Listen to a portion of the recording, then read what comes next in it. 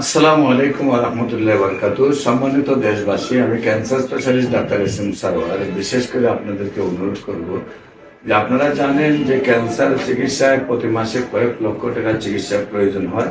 আবার এক সময় রোগীটাও মারা যায়। আবার লিভার ট্রান্সফার বা বোন ম্যারো ট্রান্সফার করতে 70 লক্ষ থেকে 1 কোটি টাকা পর্যন্ত খরচ হয়।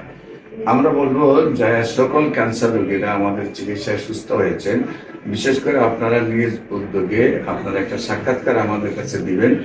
আপনার এই সাক্ষাৎকার দেখে হয়তোবা ওই পরিবারটার কাছে যেতে পারে।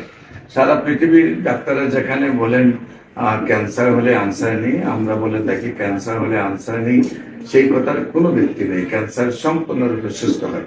বিশেষ করে আজকে আমরা একজন ক্যান্সার রোগীর সাথে আপনাদেরকে পরিচয় করে দিচ্ছি, যিনি সম্পূর্ণরূপে সুস্থ আছেন। বিশেষ করে আপনার যে ক্যান্সার রোগীগুলি চিকিৎসাধীন অবস্থায় থাকেন, তারা দেখা যায় যে বাংলাদেশ, ইন্ডিয়া, সিঙ্গাপুর চিকিৎসা করেও যারা সুস্থ হচ্ছেন না, তারাও আমাদের এখানে চিকিৎসায় সুস্থ হচ্ছেন। আজকে আমরা শুনবো একজন ক্যান্সার রোগী কিভাবে সুস্থ হয়েছে। আপনার নাম? মোহাম্মদ জানুমি। আপনার পিতার নাম? মোহাম্মদ ফুলমি। আপনার মাতার নাম? খুদেজা বেগম। আপনার গ্রাম? হচ্ছে বিষ্ণুপুর।